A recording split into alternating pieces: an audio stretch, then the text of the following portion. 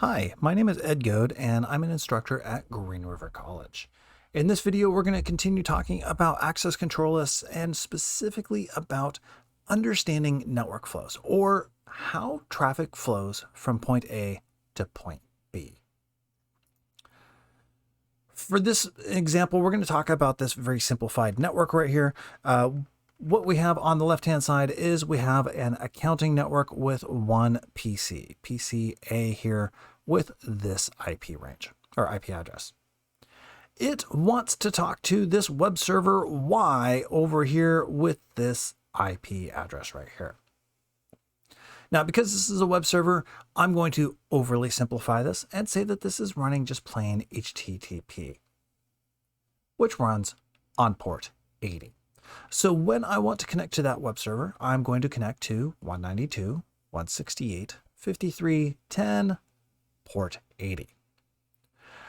The connection is going to come from the accounting server from the IP address of 10.25.35.10.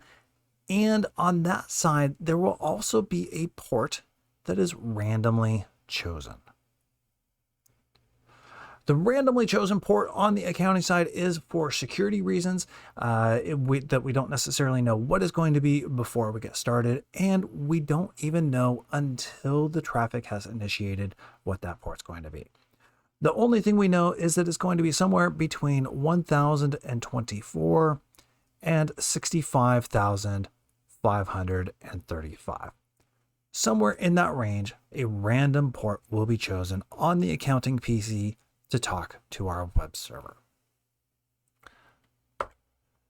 Now, in order to understand how this traffic is flowing and then eventually to be able to put some access control lists to help shape our traffic, we really need to understand how it's going to occur through our entire network. In this case, something similar to this spreadsheet right here can be helpful. We know the accounting PC is going to go through here to the web server, and then the web server is going to talk back to the accounting PC. We can track all of that in a spreadsheet similar to this. Some of these are going to be fairly simple. For instance, the source IP and the destination IP, pretty obvious. They're right there on our diagram. Additionally, the destination port is going to be simple. However, the rest is going to start becoming a little bit more confusing. So let's get started and let's start filling in our IP addresses. There we have our IPs. We're starting with the accounting PC. The accounting PC will talk to the web server. And so we've got those IPs right there. We also note that our web server is running HTTP, which is port 80. TCP. Because we don't know what the accounting PC port, what the source port is going to be until the traffic is started, it can be anything. All I know is it's going to be somewhere between 1024 and 65,535. In my particular case, when I started this activity, it turned out to be port number 35681. Or 35,681. We then look at how the traffic goes from the accounting PC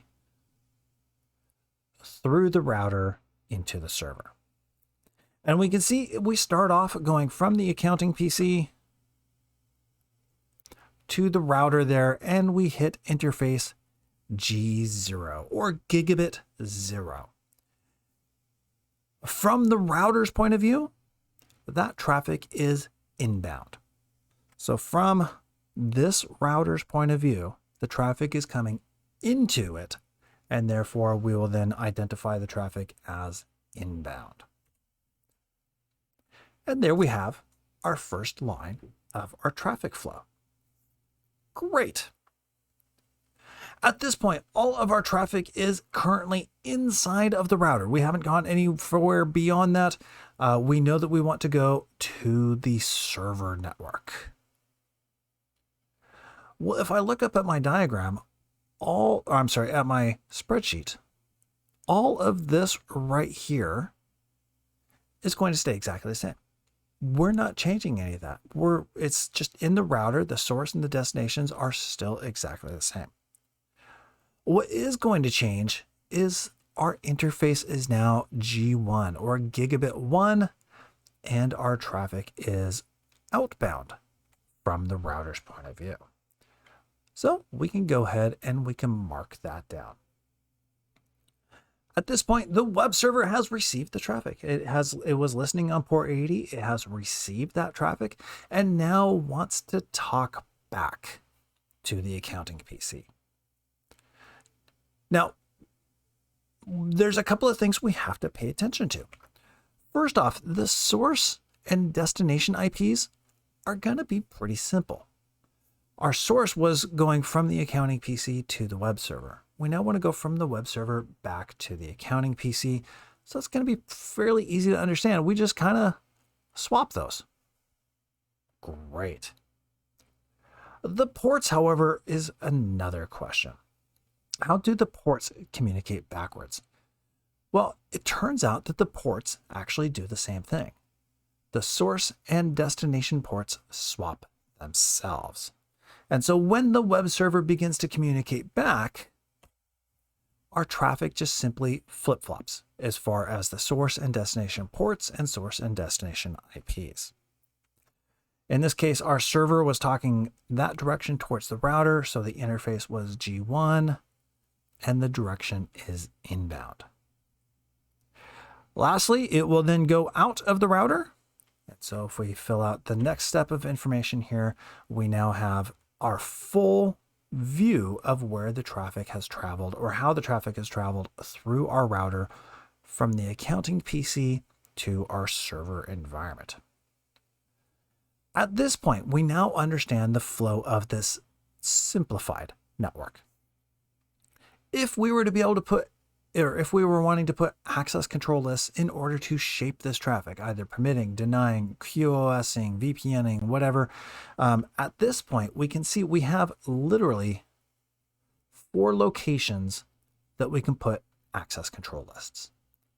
Some of those locations may be better than others, but it is still 4 locations that we can use to manage that traffic going from the accounting PC to the web server that we just saw.